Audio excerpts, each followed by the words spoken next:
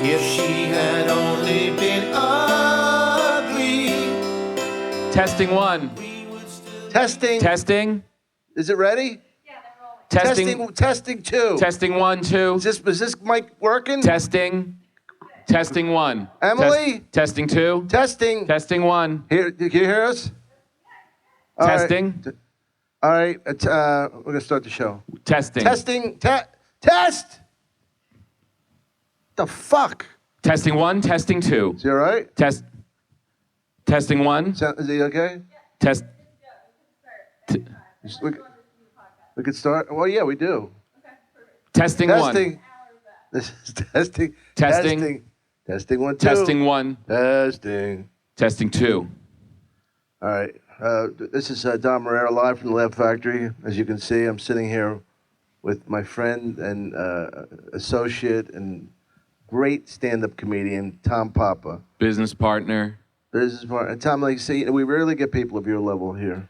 I mean, we get either people way below your level or way above. I get that. But you're like at the level we like. Right. You can look you right in the eye. Yeah. Someone who has some time. Nice to see you, Dom. Thanks for having me Tom, here on your show. It's great. First of all, it's wonderful to have you back in Los Angeles. I didn't know when you're coming or going. Who knows what with your career. Yeah. Now you got this show at Largo you were telling me about. Yep, I do. I do Come to Papa, my Sirius XM show. I do it live at Largo, and also live from the Village Underground in New York. But now that I'm here, it's predominantly Largo. You are so fucking transcontinental. Yeah, I'm. Continental divide means nothing to you, does it? No, people have a hard time in LA going from the Valley to Santa Monica. I do. And I feel like going from the Valley to Greenwich Village is pretty much the same. Brian Callen just called me. The actor. Oh, right. Used to be a comedian. Yeah. Right. And he wanted me to do his podcast, and I thought it was in Santa Monica. Right. Because I've been ducking Bob Zaney for the last 2 months, because his is right near the airport. To me, going to the airport and not getting paid, it's like a road gig. He does it at the airport? Well, no, it's on Hughes Avenue. Oh, right. That would be a good one from the airport. You should do it from, what's that? We did that in Philly. The restaurant, Entourage, or? Oh, the one in the middle? Yeah, what's that big space? I don't know. Have you ever eaten there? Yeah. What's that like? It was cool. I met my girlfriend. She was going to the Far East. Ooh. Ooh, come sa-sa. Oh, sexy. Yes, she was sexy. And you met her there? Why she was... No, because we were both in transit, and I was going somewhere, so it was kind of cool to meet. It was very romantic. That is romantic. That really means you love her, because to go... To the airport? To go to the airport and go... Like leave the gate and go to the restaurant, and then go back through security. Well, I didn't go through security first. Oh, you didn't? Why would I do that, Tom? Because you said you were both transient and she was going to the Far East. You made it seem like you were both meeting at the airport. We did. But we went early, so it wasn't on time yet. Yeah, not as romantic. Oh, I know what it was. She was coming back from China, and I was going Ooh. Ooh. That sounds exciting. That bark? And what did you eat there? Do you remember? Yes, I had the pepper, the Italian pepper. Oh. You don't happen to have any on you, do you? You know, I do. You're kidding me. Are you serious? I swear to God. Tom. I grew a pepper plant in my place Italian here in guys LA. always give each other the pepper. And here it is. Hey. That is a... Grazie. Prego. A bite of this would burn my asshole, right? A little bite would not bother you. You should take a bite of it. I can't. I got to wash it. I got to wash it. I washed it. You washed it, then you handed it to me, and now it's on the come shit. on. I'm not taking a bite of it. Take a bite of it. I skivats. Come on, skivats. I have water right here. I'll pour water on it. No. You're afraid of it. A little bit. I want to be alone with it. It's like weed. I want to mother He's it. like, I can't be in a crowd. I'm going to take it home. You smoke weed? No. I do. I want to. I wanted to. I haven't smoked since Revolver came out, I think it was. I am working. I loved the knack. I'm working on this writing thing, and I feel like I've been getting stuck lately. I've seen your act. I didn't know you wrote. And I feel like if I were to smoke while I'm writing, you would get inspired. It would help me, because I used to all the time, but it just wasn't. I'm not good on it anymore. But I really feel like when you don't do it that often and then you do, it can kind of kick the doors open. I get paranoid on it. Now let me ask you. But what if you're home? You get even alone? I don't know. I would never do it alone. Suppose something happened. You're paranoid going in. Suppose I fell and couldn't get up. Well, I mean, I'm afraid of drugs. You are? I like downs. You like downs. If I was going to do one thing, Yeah. if I was dying, they said, what drug do you want? I would like to try heroin. Sure. I'd like to know what makes people feel so good that throw up. Yeah. It is, it's got to be amazing. There must be such a glow to it. This is an advertisement for heroin. It's got to be. Where is the camera? This camera's all over the place, so you don't worry. We find you, okay, Tom? All right. You just relax and do the show. I didn't know it was going to be on camera. I would have worn different socks. Well, you have that shirt really shows off your figure. Oh, thank you.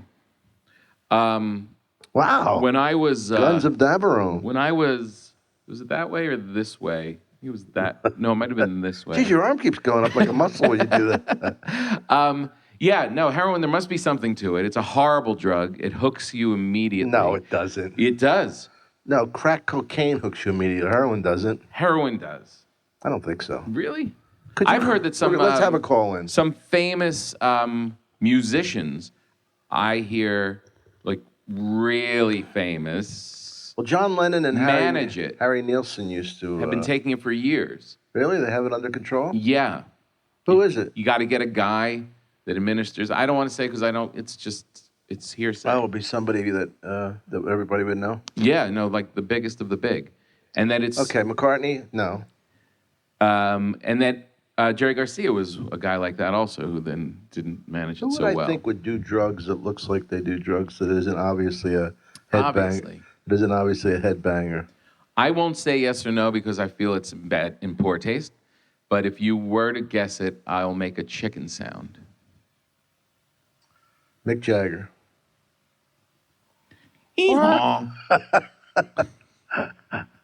That's good. Is that Eddie Murphy? Hee-haw. Steven Tyler. Steven Tyler, that's son, and he's clean now. Chickens don't sound like this. No, because he's clean. These are people that are so badass that you never hear about their drug problems. But they have it like on the mild heroin. Do you take anything? No. I drink martinis. Oh, love martinis. They're so good. Do you make them at home? No. Well, why? I'm lazy. I just chill. I opened for Don Rickles this summer in Montreal at the Comedy Festival. And I was supposed to go see my family. We were going to vacation in Costa Rica. And my family left without me because I told them I'm going to see Don Rickles first because I had this offer. So I went to the vacation 3 days late because I figured I never met him before. You went to the Place des Arts? Oh, yes. Est-ce que vous parlez le français? Oh, and it was great. It was amazing. It was worth leaving my family for a couple days because I got to be with this legend. But I only bring it up because he has in the backstage. They run everything like show business should be run. There are men in tuxedos. There are men in suits. Oh, that's there cool. are people. There's security. And you go back and you meet Don after the show, and he's in a gray silk robe, little elegant slippers, and he has all the makings for a martini. He's got ice, he's got olives, he's got vodka, he's got vermouth, and he just what you said, he's too lazy to make the martinis, so he just sits there with a glass filled with ice, like 20 olives and vodka, and just That's what he does. His daughter works here sometime, Mindy. She's a comedian. Yeah. I haven't seen her. I saw someone's daughter that was also on the scene. Not Charles Grodin's daughter. Not Rickles' daughter. There's another daughter out there. I forget. But it's just chilled vodka, really. But I do like A little dirty? I like the ceremony. No, not too dirty. The olive's dirty enough. And I think I like the ceremony of it. Yesterday, I flew home from Cleveland. I left at 5:45, which is 2:45 LA time. Oh, you were in Cleveland just now? Yeah, just yesterday. So I get home, and then I have this family day with picnics and running around and Halloween decorations and whatever. And then at 5 o'clock, 6 o'clock, when I've done all of my duty, I've traveled, I worked all weekend, to sit there with the shaker and the olives and the toothpicks and put the whole thing together in this nice martini glass, to make that and then sit with that, it really does feel like the finish line. And I don't slam them. I only had one, but it's just a nice grown-up thing to do. One's good, two's a buzz, three is drunk for me. Three, like real martinis, like Yeah. not like fake, like the big. yeah, the big glass. Yeah. They're a little too big now. Like the modern ones are really too big. It's too much vodka. It's a like lot if of you go vodka. if you go How to many like shots is Musso that? and Frank's, Yeah, it's it's like that. It's probably 2 shots, but they also leave the shaker so you can fill it up. So it's like 1.5 of that. Right. That's enough. But if I go even 2 into 3 or 2, when I'm getting up from the couch later, it's a little bit of a deep breath to get into Yeah. the kitchen. I never saw you drunk. No? Not here. Yeah, I don't. Or you got to drive. I got to drive here, but I'll get drunk. Not really. I kind of manage it pretty well. Well, Just sometimes, what really does it to me? I'm going to name drop, just for name dropping. My good friend Steven Soderbergh has a new liquor that when he shot Che in South America, he found this liquor called Signani, and it's kind of like, tastes a little like rose water, and it's high alcohol content, and he's marketing it and selling it now in the States. The 2 times I've drank this booze, I was kind of out of my mind. Is it like absinthe? Kind of, because it doesn't feel like an alcohol-induced buzz. There's something else to it. In The Master, you see The Master with Philip Seymour Hoffman, and No. this guy makes his own booze, and he makes it like out of antifreeze and hair tonic and stuff, and the other guy just loves it. Doesn't know what he's making. I feel like Signani might have the same thing, because when you drink it, the end of the night is very weird. I drank it with a friend of mine during Hurricane Sandy in New York. It was all dark. We just had like some candles and stuff, and our families were hanging out, and we drank it, and we were hammered. Yeah. Hammered. So, yeah, that kind of stuff gets me going, but I don't really get that drunk, no. I'm amazed. You ever go to Ireland? Mm-mm. Well, in Ireland, these guys can drink all day, but they don't drink shots, a lot of them. Just beer? They just beer, Guinness, Guinness. all day, all day, all day. Some of them drink like the Heineken draft, but it's amazing to me. I don't have that kind of stamina. But you could build it up. That's all I need, is to get fucking fatter. You can drink. You drink a lot of wine and stuff. I don't see you get really trashed. I don't, but I just don't drive because I'm afraid to get a DUI. Right. I mean, I would be one of those guys that says I'm fine, and coordination-wise, I really am. But Yeah. I'd still blow over. Yeah. Well, that's why we have Uber here in LA.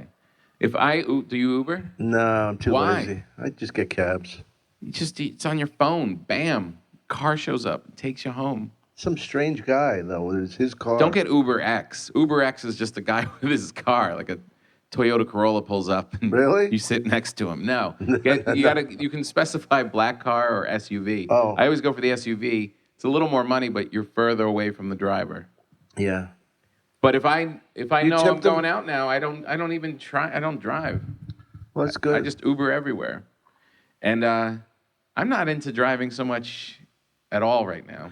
I have parking spaces all over town. I have a parking space at the Comedy Store. Right. I can leave it there all night if I drink there. Right. Parking space at the Laugh Factory, and then I have 2 parking spaces of my own in my garage. But So- you don't go Furthest I park go. there, get trashed, and then go get your car the next day, do you? Yeah. You do? That's what I did today. That always seems so depressing. Like the next day in the sunlight. Oh, no, it wasn't even the next day. It was Saturday. Oh, really?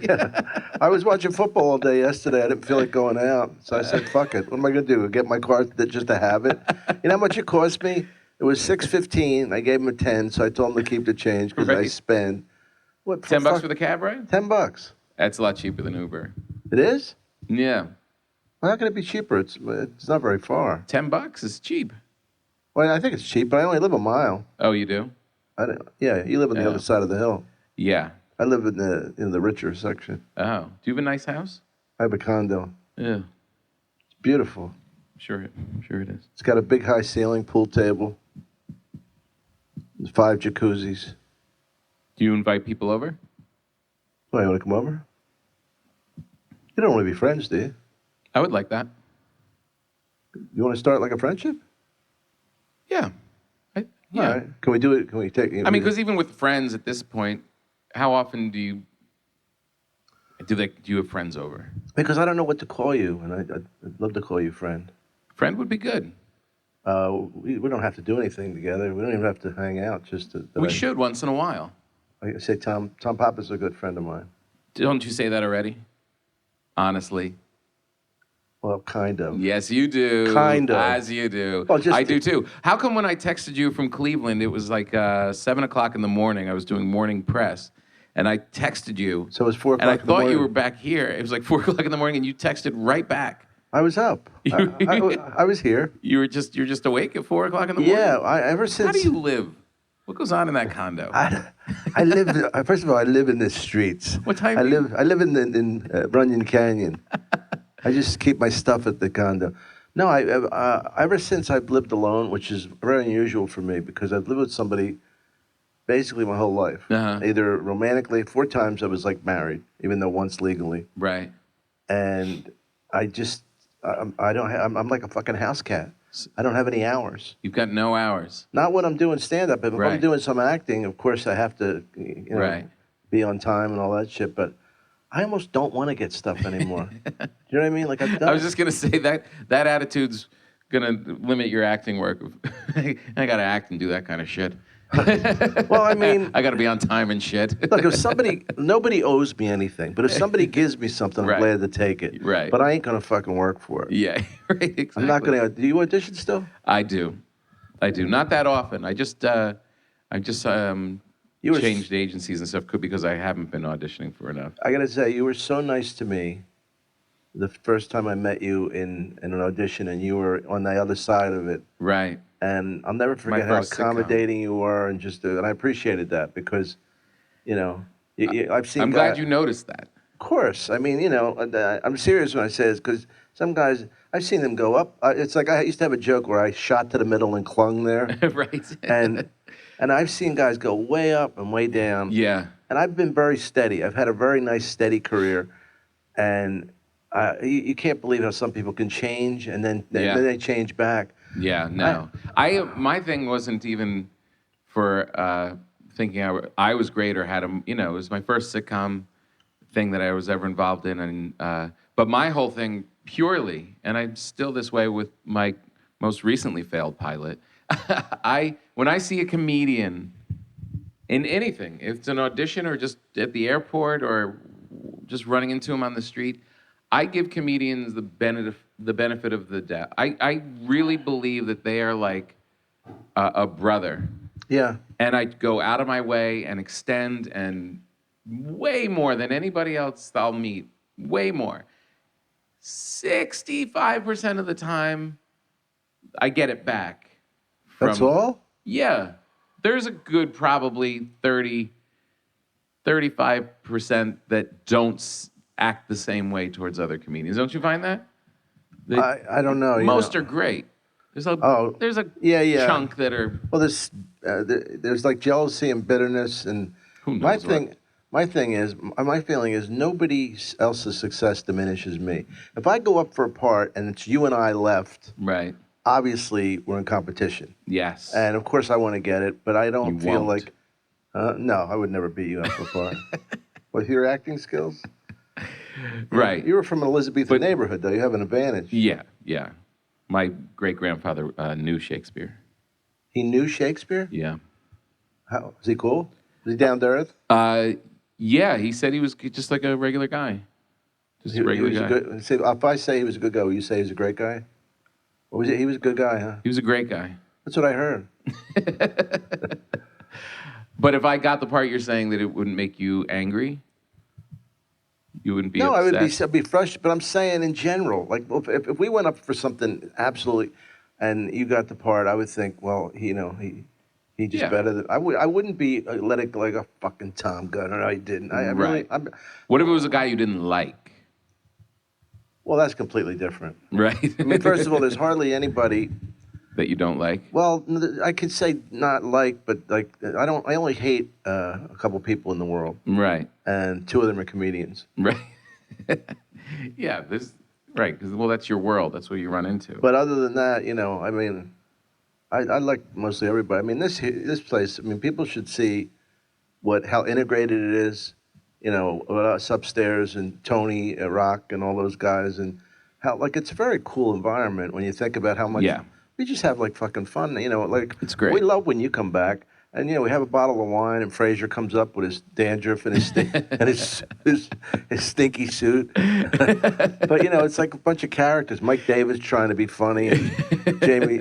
One time Tosh was here, and he just picked Jamie up like a little boy. It's so fucking funny. And he passed him to Alonzo, who's even bigger That's than him. hilarious. Oh, Yeah, Daniel doesn't come around anymore. Yeah, that's because of that night that was my fault. Why? Because I'm a fucking blabbermouth. Daniel came in here. I probably said this on the show before. Daniel came in here to pick me up. We were going to go get something to eat. And he was tired. And I said, are you going on? And he always worries about my drinking, right? He's very, we're very close. And he says, how many did you have? And I lied. I lied to him like he was a cop. I said, two. Two drinks. 2 drinks, officer.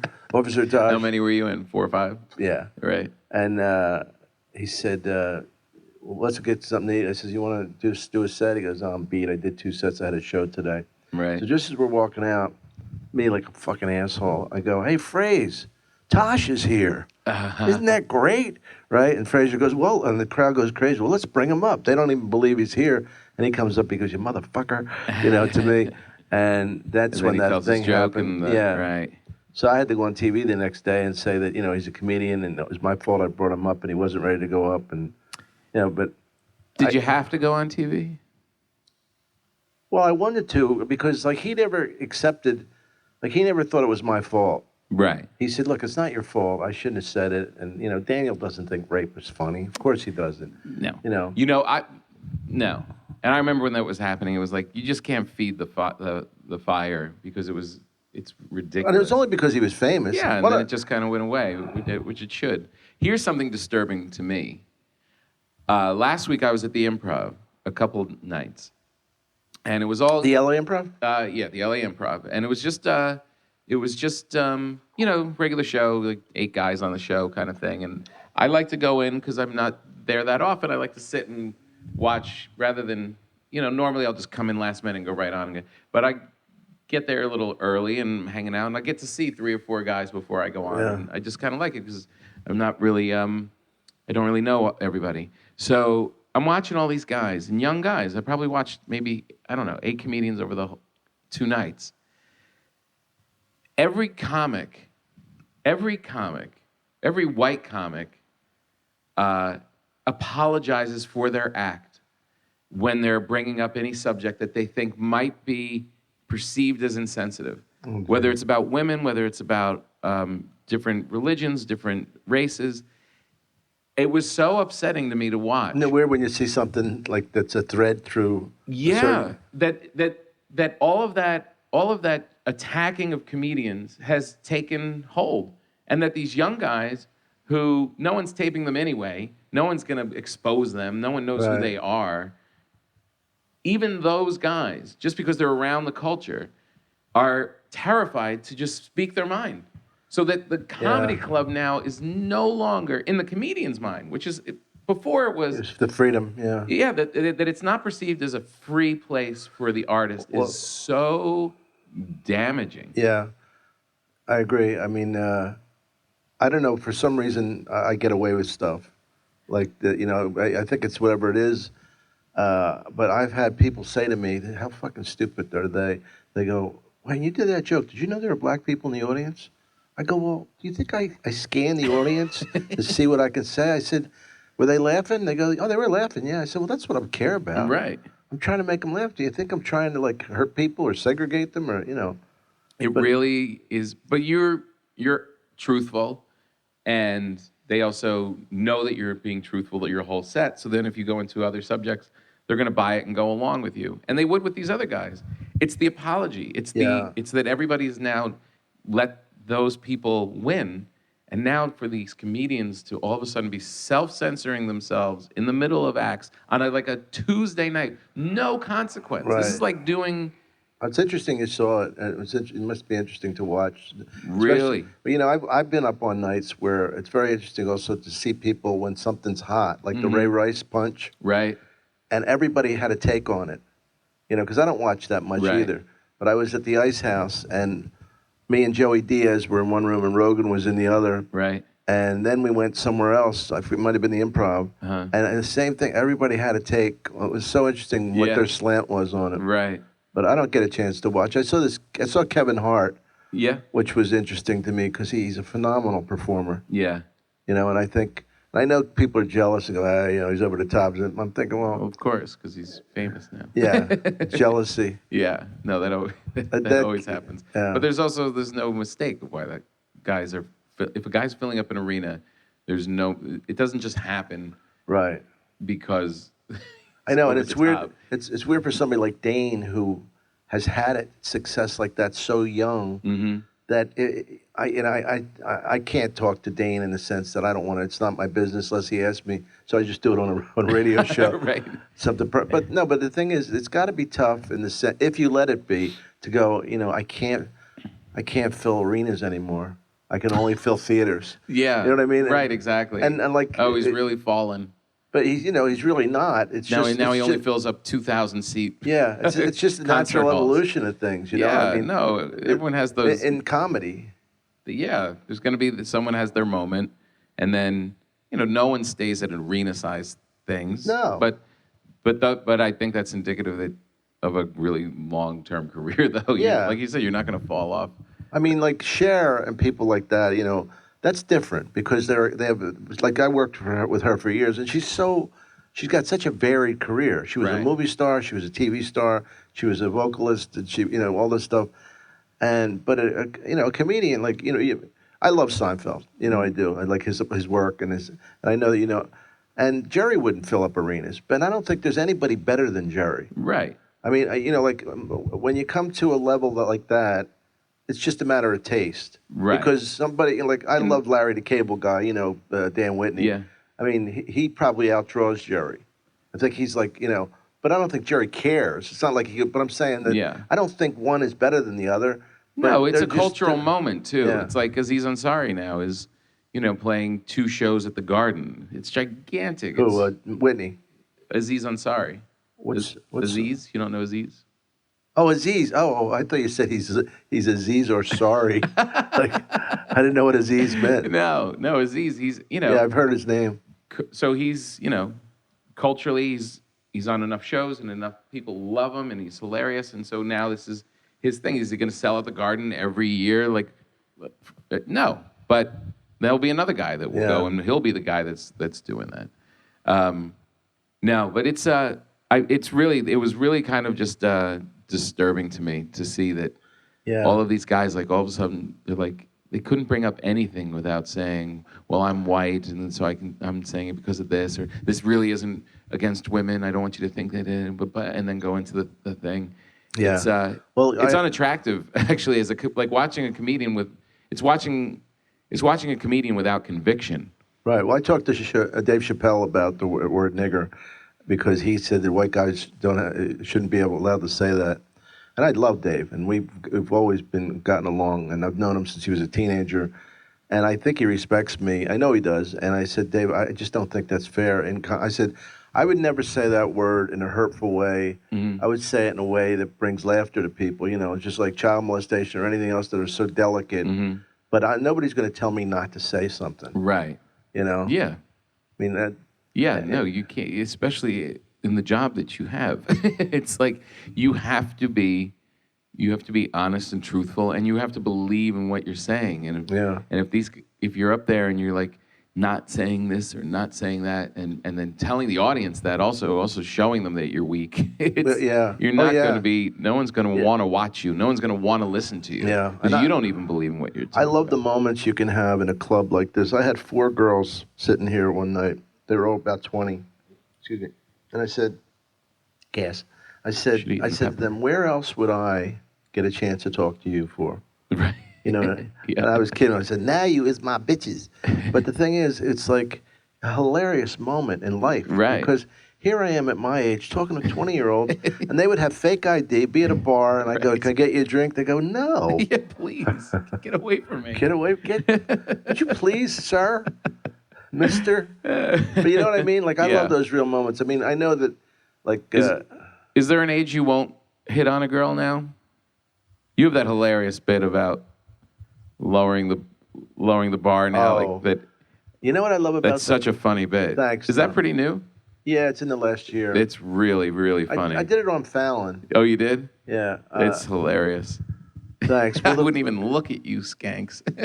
well, first of all, there's elements of truth in it because Right. when I was in college, there was no AIDS, Right. and you know when you're in college and you're like okay, and in those days, you know everybody was having sex. Right. I didn't even know people that I was having sex with. That's how Right. cool it was. Yeah. I didn't even know their name, but. You know, it was true because Yeah. it's so relative. Because now anybody, if you're not looking good to, you know, at 20, it ain't gonna happen. Right. You know. But So is there an age now of like a girl like you'll be like, ugh, it's too young or well, you know, my goddaughter's 21 now, right. so that changes a lot of things. I mean, I don't go to strip clubs anymore because of her. Right. Because I can't sit there and get a lap dance from someone who's younger than her. You know what I mean? So some 18-year-old girl, and then go. You know, Yeah. she lives with me some of the I know. time, and I can't. I just doesn't. You Yeah, know. whenever you hear of guys who remarry and it's someone as young as his daughter, that's really there's something missing there. I think if you're more, yeah, I always my rule of thumb is if you're more than 5 years older than her parents, Right. you might be too young for you. If her parents are asking about the 60s, Who's the last chick you were with? physically Yeah. in America or in Ireland, Anywhere. A couple weeks ago. Ireland. No, that was fun. Yeah. Yeah, I mean, the Irish culture, they're hilarious. They I like the girls too. I like that look. the red hair, pale Yeah, skin. not real pale, but you know, Uh-huh. not pasty pale. But, Yeah. No, healthy Oh Irish. fuck, that pale. reminds me of a joke. I forgot about that joke. About there's I forget it was like two different levels of pasty. You know, like this, and Right. translucent, where you can actually see their organs. So it wasn't Ireland. It was back here. Back here, Was it someone you knew? no. Someone you just picked Yeah, I up? don't do that usually. Yeah. You just picked up? Oh, I know where it was. How do you pick people up? I'm in a not, I'm not good. They Comedy have to, clubs or bars? This was actually the craziest one was somebody that I met after a show, and I remember it was funny because you know, like I one of the things that's good about getting older is I take blood pressure medication, so it mitigates my sexual energy to the point where I feel like I'm just like Irish instead of Italian. It's calming you down a little bit? Yeah, it's kind of, I used to be like a Interesting. fucking monkey. I mean, there was a point where I would get one hooker after another in Vegas. Really? Yeah. You mean the same night? Oh yeah. Really? It was like an obsession. Wow. But now it feels free. It's very freeing to. I would suggest, like, Blood if you ever feel like cheating on your Just to wife, calm down. take some Crestor and Seal your heart. Coreg. But you know, I know this one girl, and I don't want to talk too much about her because I know she watches the show. Uh-huh. So it could be anybody. Yeah. She sits up in bed. She goes, "I got to tell you something. I'm crazy." I said, "Oh yeah, we're all crazy." She goes, "No, I'm not crazy like fun crazy. I'm like crazy like slit my wrist crazy." Oh, no. And then what am I supposed to say? Well, have a nice night. Good night. You know. Then I'm fucking scared of her. Yeah, Like, that's wait. scary. Yeah, that was a little weird. Did she stay over? Yeah, well, I couldn't get rid of her at that Right. point. Am I going to say I got an appointment? I'd love to stay, but I got to run. It kind of is funny that after sex, she's like, I'm crazy. Like, She sits yeah, up I like figured. this revelation. That's why you're here. Now, how about you? You've been married. Was she for a- young? Yeah. Yeah. Well, they're all young. I mean, look at me. They're all younger than me. Am I going to pick up? All right. Well, let me go the other way. Is there an age that's too old? 22. Eight. No, I don't know. I just Do you take 50? if she was hot, would you? Yeah, So when's the last time you were free when you weren't married? 16 years ago. Do you crave that freedom at all, or you're happy? Once in a while, yeah, once in a while, like you'll see somebody and Yeah, of course, it's normal. but it's you go through different things. It's now for me the thing that calms it down is I just see the hassle behind it all. Oh, like the yeah. amount of work and the amount of because my life is very complicated and busy. So then, like the idea of throwing a whole like you have friends like you who, you're thinking about girls and texting new women and then going out with them and then hooking up with it. It's I've calmed down a lot, though. whew, it's a lot of work. I was at the Comedy and Magic Club one night, and this is when I knew I was finally changing, hopefully evolving a little. There was an Irish girl and an English girl, beautiful, and they were with this guy. And we went to Hennessy's, the bar down the street on the pier. Uh-huh. And we're having a drink, and the girl says to me, why don't you take us home with you? We'll have a great night together, the three of us. Because the girls were willing to get it on. I'm thinking, what, is this fucking real? What am I, a magazine? It's the magic part of the Comedy Magic Club. Right. And I said, what about the guy? She goes, he's just a friend. It's cool. And then I thought to myself, if I take him home, I'm going to have to, talk to them after the sex, have sex, Uh-huh. Hopefully that lasts for, a couple times. Right. And then I got to fucking deal with them in the morning or 50 minutes away. Do I have to drive them? I don't mind giving them money for the cab. But I just created the whole thing, and I went, nah, I'm good. But I mean, I actually had this whole inside argument. Right. The devil and the angel. Oh, Dom, why would you need this? Come on, man. When are you gonna fuck? Look at you, you fat fuck. You got two beautiful girls. Yeah, you should have done it. I think you should have. I didn't regret it though. See, I would have regretted it years ago. Yeah. Well, I see what you're saying. I mean, there is definitely the hassle part of it.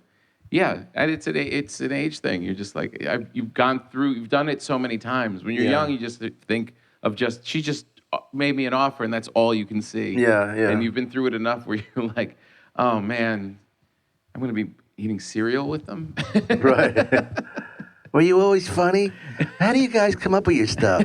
No more, please. Were they shocked that you turned them down? A little bit, yeah. Yeah. Well, it was just the one because she got me privately, and she says, my girlfriend and I will, would love to, right. And we get it on. Do you like that? I go, kind of. I kind of like it. I don't know any guy who would go, that's disgusting. I'm supposed to kiss you after eating her out, you pig. Get out of my house. And here's some Listerine. Yeah, I don't know. Well, you're lucky because you have kids too, so that makes it easier. Because you're cheating on the kids too. The whole enterprise. Yeah, it's. I think if you're monogamous and you're just the two of you, it's a little bit harder. Yeah, because if she annoys you, you can't just be angry and go out and do it because the other two didn't annoy you. Right, and then you got to look them in the eye. It's kind of a whole thing. Yeah, no, it's a whole. That's why they made it. That's why they made marriage. Well, see that. You have a normal life. It's like you were saying about the Halloween and the picnic and all. That's a great thing. Mm-hmm. One of the things about being single is I'm still like a retarded comedian in a lot of ways. You know what I mean? You have that solid foundation. I have an ex-wife who I love and have a good relationship with, an ex-girlfriend. You never met Sophie. I don't think we were friends then. No. We are friends. Yes, we are. Testing. Testing one. Testing one, two. Testing. Testing one. I think we're good. I guess we can start. Testing now. two. You all right? So, Tom, tell me about your show. Plug the show for Largo. What show? Largo. Here. Is this airing this week? No, this is about 3 or 4 weeks. It'll probably be over. I can do it in December if you're doing it. Are you? I mean, I could probably do it if you want me to do it, but I just have to look at my schedule. I'd love to do it with you. Oh, are you booking yourself on my show right now? No, you asked me. What are you, fucking Bill Burr? No, I didn't ask you. You said you were going to plug it. And now you're saying you're on it. No, but you said, did you want to be on it?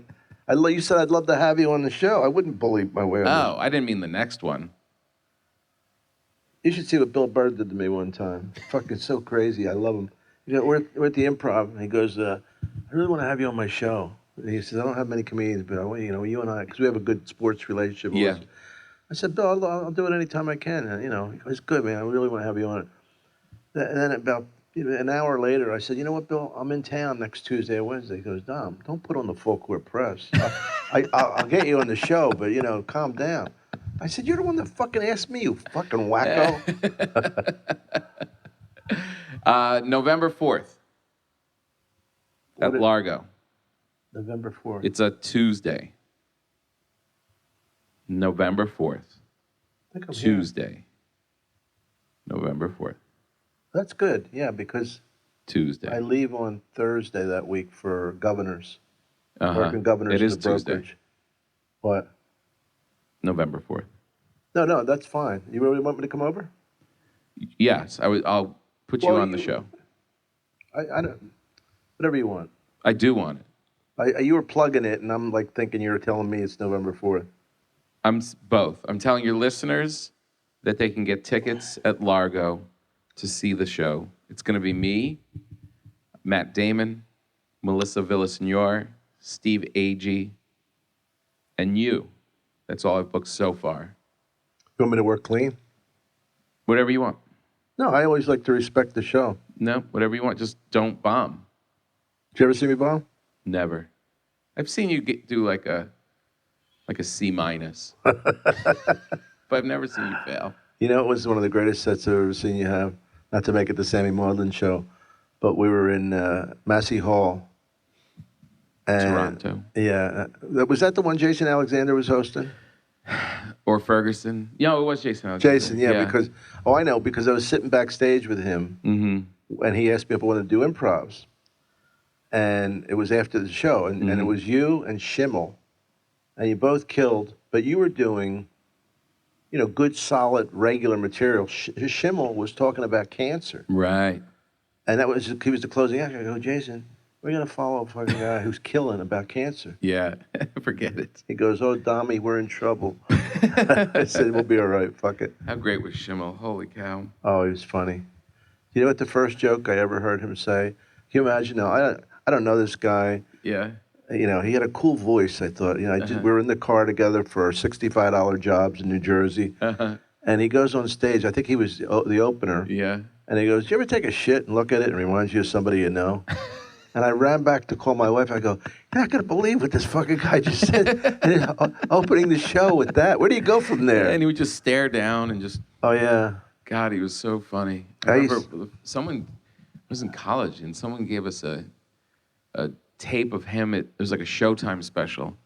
I'd never heard of him, nothing. And he just, like me and like a couple other guys, were just crying for an hour. He just hooked us and just wouldn't let go. Well, he was amazing because he was the best writer of any dirty act I've ever seen. For sure. His jokes were excellent. Yeah. And I used to tell him, Robert, because he had that bit about the shark that was brilliant. I go, Robert, why don't you write some clean stuff because you're limiting yourself. Right. He didn't feel confident. Yeah. He was so funny. He did that thing about Siegfried and Roy. Did you hear that one? I forget. I'll paraphrase it, and it'll still be funny. He said something like, people are surprised that these tigers attacked this guy and finally and bit his face off. He said, you take two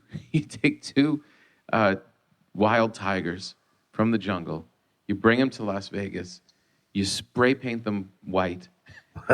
you have two gay guys in jumpsuits with sparkles on them, running around, dancing and prancing across the stage, fireworks blasting off. At one point, the one tiger just turned to the other and said, "This shit ends tonight." That's brilliant. He was the first guy to ever turn me on to Starbucks. Really? Yep. I was opening for him at the Stress Factory in New Jersey, and we had time between the shows, and I guess Starbucks, I just didn't drink it or anything. He's like, because I wasn't having milk. I think I wasn't drinking milk because it gave me allergies. and he was like, they make a soy milk. You can get soy milk there. And then he brought me over and like paid for me like my dad. He like bought me a soy milk latte and like paid for it, and it was great. And then I drank it for like 10 years after that. We were in Rodney Dangerfield's special together. Oh yeah. I was in the one with Robert, yeah. Wow. And Bill Hicks. Wow. Yeah. Who else? There's always one person that doesn't do it anymore. Carol Leifer was probably, she was terrific, but she's more of a writer now. Right. Dice Clay, Told Hicks, Lenny Clark. Lenny Clark was terrific. You know Lenny. Yeah. And Barry Skinny Sobel. Skinny Lenny Clark. No, that was heavy Lenny then. It was heavy? He's skinny. Now he wears like tight red pants, like a toreador. I know. He looks great. Yeah.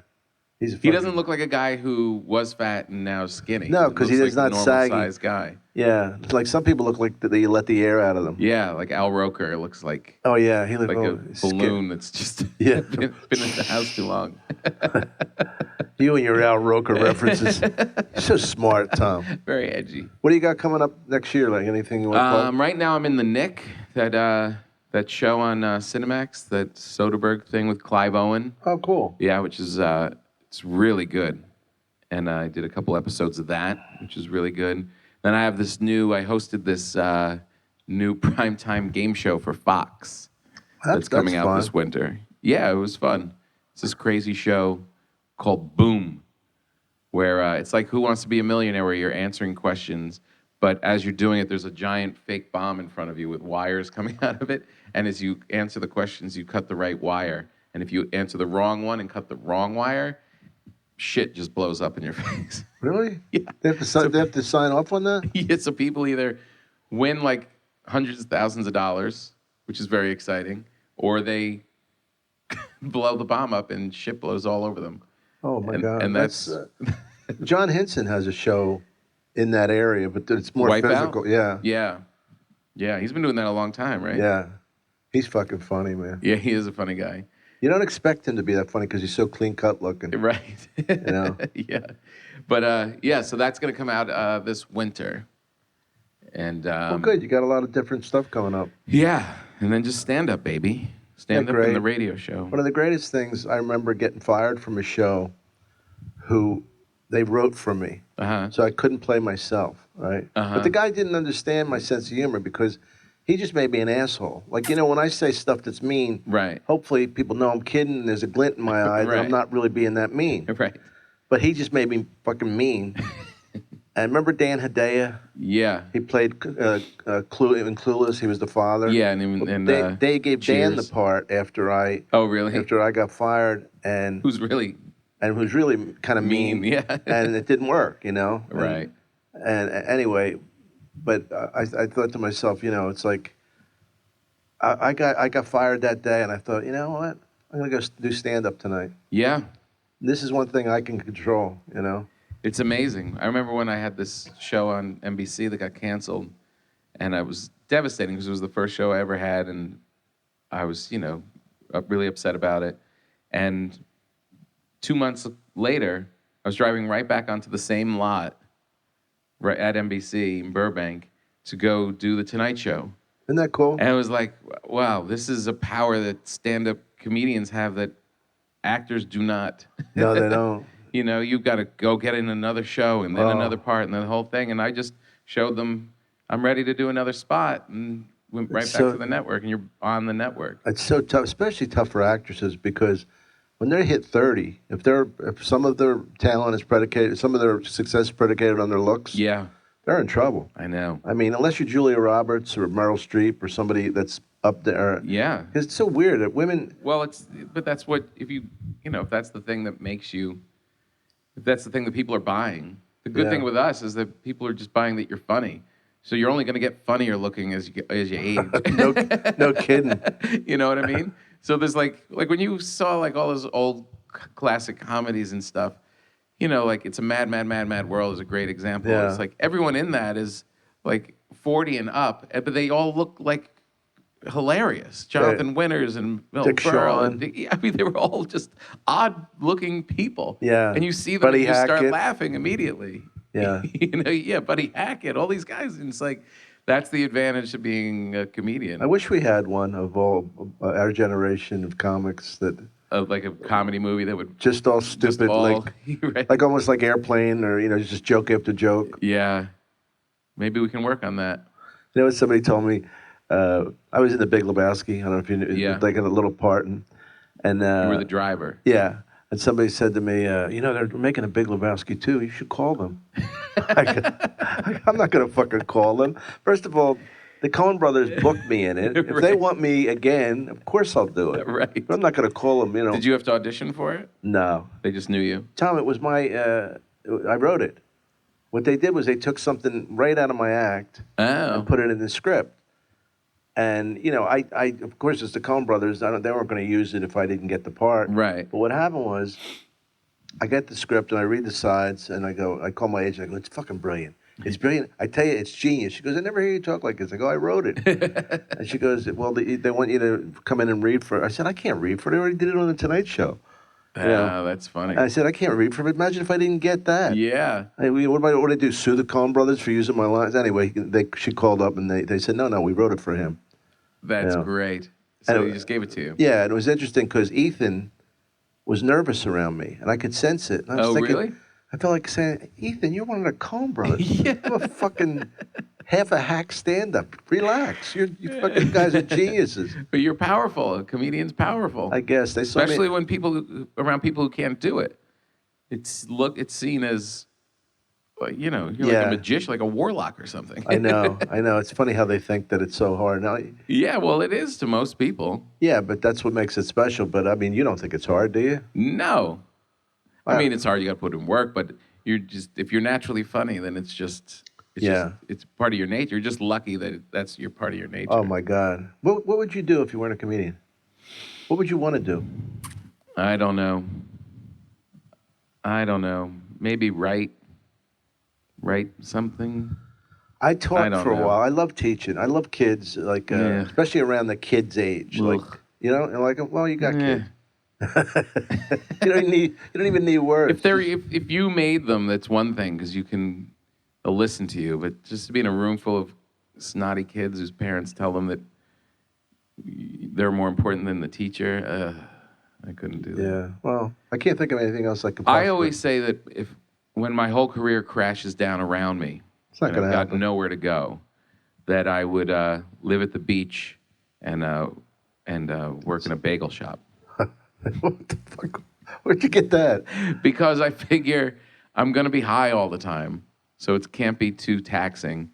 And, so you plan I'll do the early thing where you got to get in early because everyone needs their bagels on their way to work, and then you're done by like noon, and then you can go to the beach and so get you're high. actually planning on getting high, like most people. Oh yeah, no. Most people say, someday I'm going to sober up. I'm not going to get high. No. You're actually planning. You see your future as a weed head. Oh, either way, if I crash and burn or I'm highly successful, You're not going to crash and burn. Either way, at the end of it, I'm going to increase my intake of drugs and alcohol as I get older, for sure. Well, that's what I've done. Yeah. With alcohol, I drank more in the last 5 years than I did in the rest of my life combined. Yeah, you should. Thank you. Why are you drinking so much? Tom Papa, my new friend, told me to. The worst kind of friend you could have. No, but you got to manage it. That's part of being a grown-up, is you have to manage what you're doing. And it's like you just have to manage it. You know you have stuff to do. You know people in your life that you have to take care of and all the rest of it. So you've just got to treat it like working out. You've got to be like, okay, I have this window. This is how much I can do. But you've got to keep doing it. When you know you're an alcoholic, I watched the Eagles-Giants game last night. Oh, brutal. Well, not for me. I'm from Philly. Yeah, whatever. Don't you whatever me. Whatever. Man, they really beat him up. Oh, man. Anyway, so I didn't feel like going out, I didn't want to go to Rick Messina's because everybody's going to be rooting for the Giants. I don't want to hear it. And I just sat there and at the game, I wanted to celebrate. And I thought, I'll have one shot and a bottle of beer. No, two. I'll have 2 shots. And then when I'm having the shots, I thought, 4 shots, a bottle. That's what I did. 4 shots and 1 bottle of beer? Yeah. And the beer lasted during the shot, so you did them quickly. Yeah. Well, no, I didn't do them quickly, but it lasted. Shots of what? Lafroig Scotch. Lefroy, I love that. Isn't that good? It's a really good one. You ever have Lagavulin? I don't know that. I think it's better than Lefroy. This is a smoky Scotch. I love it. Peaty. Same to you. Lefroy is. I thought you were calling me. I'm gonna Peaty. get you some. Now that we're friends, I'm looking forward to this relationship. it's good. Tom, would you come back on the show in 6 or 7 months, and after we develop more of a friendship? Yeah. Really appreciate Yeah, it. I would. I would. I love having you on. You're very funny, and I'm glad you're doing so well in the other part of your life. It's not. I was actually being sincere. Oh. Doesn't come off like I am. You mean with my just my life? Just everything. I'm glad for you. Well, you know, everyone's doing something. And You know, I do the family part of it. Well, you're gonna get I know you're gonna get on a hit series or something. And I remember when George Clooney he did like 50 pilots. Yeah. 50 fucking pilots. I know. And then he got his, wow, he came out of nowhere. No, he didn't. Right, exactly. You know what I mean? I know. I'm thinking of writing a new one now, where I play. What? No, we'll talk about it some other time. Well, because I majored in speech and drama. I don't know if you can Testing tell. one, testing Testing. two, testing, Testing one. testing one, Testing. testing. I think we have to stop. Tom I don't think Papa, it's thank you, working. brother. Thanks, Dom. Thanks, Always Tom fun. Papa. Look for him in a theater near you, not in an arena.